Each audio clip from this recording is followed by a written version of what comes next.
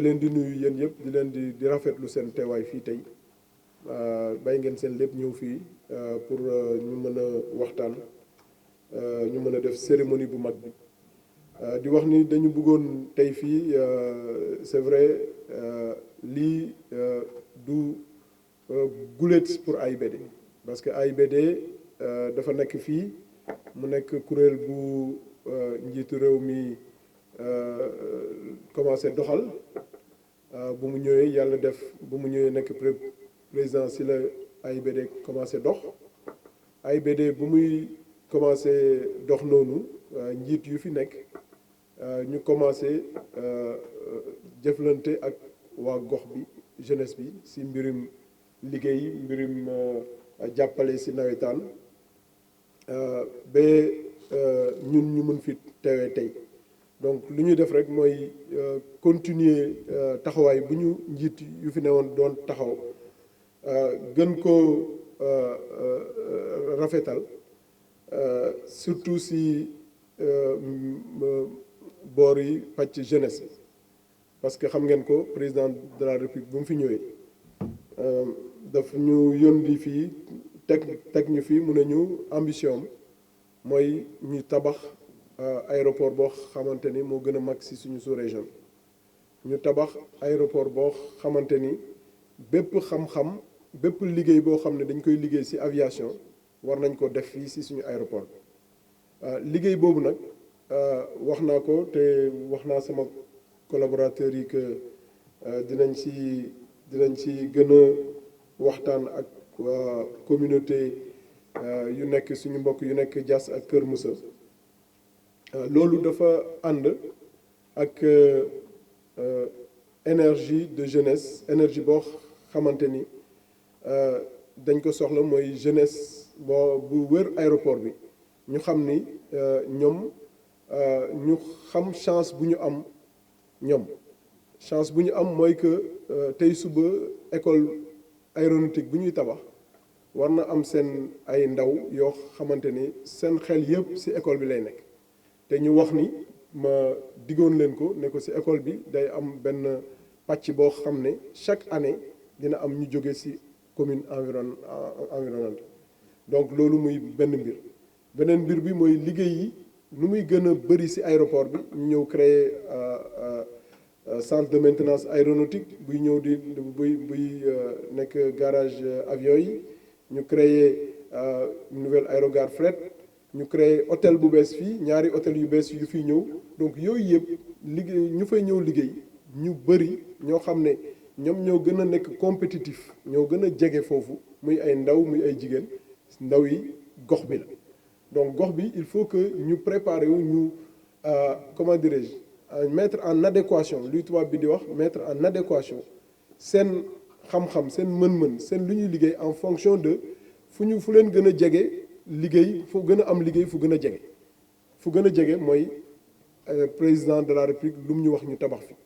yan liggéey ñoo fa nekk yan métier ñoo fa nekk lan la ñu soxla ren déwénaat jeunesse bi ñu xam ko pour mën a yegg pour mën a bénéficier wu en premier balaa ñeneen c'est vrai que aéroport international pour gox yi ñëpp la pour Sénégal yëpp la mais yéen da ngeen am avantage boo xam ne soo leen si jàppee bu baax préparé wu yéen pratiquement avantage boobu kenn mënu leen si dab donc moo tax mu am solo trop si ñun pour ñëw tey fii dans le cadre de la responsabilité sociétale d'entreprise ñu décider nu mu ko waxee sànq ñu def débuter benn partenariat bi nag c'est développement durable lañ ko def ñun on l'a fait sur le sceau du développement durable lii dañ ko tàmbali parce que dañu commencé ren nawetaan xam ngeen mbas bi nu mu def jeunesse yi toog jeunesse yi vraiment soxla woon commencé waat seen activité ñu ne dañ leen di jàppale si nawetaan bi mais président de la république lu mu wax mooy que ASC bu nekk énergie bu fa nekk war nañ ko transformer en énergie économique donc énergie économique boobu fii la gën a mën a nekk réalité parce que tey fii ASC bu nekk wala zone bu nekk mën ngeen réfléchir sur seen projet yoo xam ne projet long terme la projet développement durable la peut-être que ce projet boo xam ne aéroport bi dina ko soxla wala ñeen wala si yeneen service aéroport yi dañ ko soxla ñu jàppal leen si ànd ak yéen ba ngeen xam ne di ngeen ko di ngeen si mën a taxawal ngeen xam ne da ngeen di am ay revenus yoo xam ne doo leen soxla sax AIBD mu leen di jàppale ëllëg yéen yaa leen di ñëw di def di donc loolu moo tax ma ne partenariat bi dañ ko tàmbalee nii tey mais lu tax ma bëggoon leen daje ak yéen c'est pour weccoo joxe message yooyu ne leen bu ñu yem rek ci sport bi bu ñu yem rek ci football bi bu ñu yem rek ci culture bi on a un potentiel énorme qui est l'aéroport la zone aéroportuaire temps yi gis ngeen maa ngi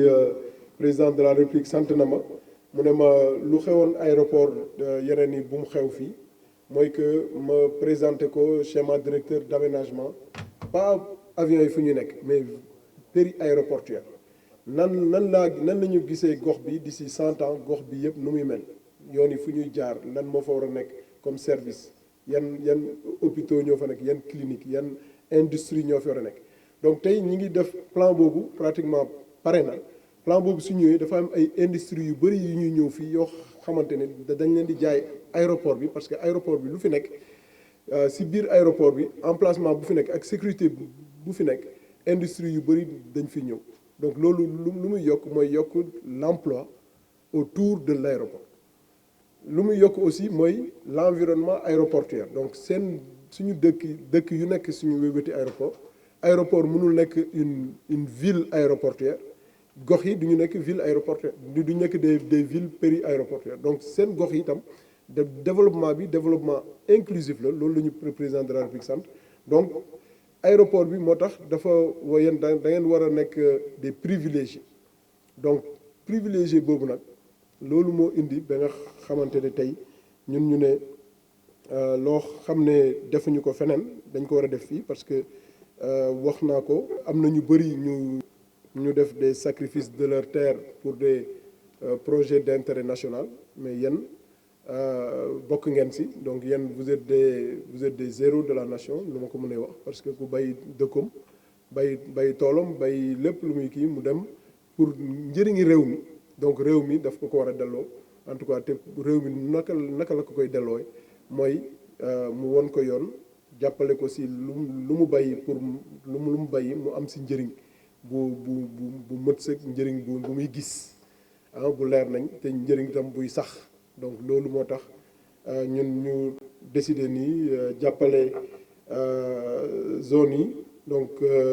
zone 8B ak zone 14A bu Diass beneen bu Kër Moussa parce que dañu ne woon dañuy jël les ASC qui jouxtent un peu la zone aéroportuaire mais on a bien pris note de la zone 8A de Kër Moussa donc jàpp nañ ko bu baax xam naa yooyu noonu c'est des choses yoo xam ne dinañ ko rectifier incha allah pour que ñëpp mën si gis seen bopp parce que c'est la jeunesse bi mënu leen xaajaloo benn bi rek la kii day dëkk Kër Moussa mi ngi dëkk feneen fekk yaayam mi ngi dëkk fii wala frère mi ngi dëkk fii wala moom daf fi jóge dem tabax fële donc c'est la même jeunesse donc vraiment lu may terminer mooy ma compter naa si yéen pour relever le défi de ce projet gigantesque que le président de la République a eu pour cet aéroport-là. tey dañ fi ñëwoon rek daje fi ak monsieur le directeur général de l'AIBD monsieur Doudou Ka ci cérémonie bi nga xam te ne moom moo ko organisé mu am ay lot d'équipement ak i enveloppe yi nga xam te ne da koo jagleel woon et les zones et les ASC mu nekk loo xam te ne aussi lu am solo la loo xam te ne ñun dañ ci kontaan bu baax a baax di ci am satisfaction totale ndaxte c'est une première li mel ni am fii bu jàppalee les zones bu jàppalee les ASC vraiment ñun mënuñu lu dul am satisfaction totale di wax ne tamit ñu ngi ciy profité di ko ñaanal bu baax a baax ci mission bi nga xamante ne président de la République dénk na ko ci boppu AIBD mission boobu tamit moom mu am ci réussite totale. waaw jotaay bi mu ngi concerner les 2 zones zone 8D bu Kër Moussa ak zone 14A bu Diass léegi pour la zone 8D bi nga xam te man maay le président ASC ko sekk ñu ngi toll ci fukk ak ñett. waaw sentiment de contenté rek satisfaction comme ni ñu ko mën a waxee bu rëy satisfaction bu rëy parce que bu ñu subventionné la zone à hauteur de 1 million ñu ñëwaat les ASC ñu jox leen 100 000 plus jeu de blouson ak 2 ballons kon foofu mën nañu wax ne ñun la zone kontaan nañu te tamit kontaan nañu encore li ñuy defal ci ASC yi te gëm nañ ne tamit ASC yi kenn gën leen kontaan ndaxte doxalin bi ñu mel mu ngi fi door a am. waaw suñu gis-gis ci par rapport ak li DG wax vraiment ñun dañ ko koy nangul parce que dafa ne aéroport bu mel nii boo xam te aussi dafa ànd ak jamono dafay am solo tamit vraiment li ko wër tamit ànd ak jamono ji moo tax bi mu ñu waxee ne daf ñuy defal fii nii benn stade boo xam te aussi vraiment dañ koy gazonné am toutes les conditions yoo xam te aussi moom la stade normal war a am ñun vraiment dañ koy rafetlu di ko wax ne vraiment ci engagement boobu tamit mu jël ñun tamit pare nañ tamit pour tegu ci vraiment pour loolu noonu mën a nekk une réalité waaye tamit loolu bu amee gëm naan tamit quelque part sport bi tamit dina ci am yokkute ndaxte ki évoluer terrain gazonné ak ki évoluer vraiment terrain dune wala terrain latérite bokkut parce que terrain gazonné vraiment foofu sa talent dina mën a génni vraiment envie tamit nekk joueur envie nekk professionnel tamit di gën a vraiment génn ci biir ASC génn ci biir dëkk yi su ko defee ñun tamit fu ñuy séntu suñu ndaw yi fu ñuy dégg les internationaux ñu mën fa dégg tamit suñu ndaw yi moo tax projet boobu tamit ñun vraiment dañ koy accompagner maanaam dañ koy accueillir à bras ouverts waaye tamit duñ ci des ginnaaw lépp lu ci DG bi di ci soxla rek ci engagement ak ci pas-pas rek pour loolu antu ñun ñu ngi ci loolu.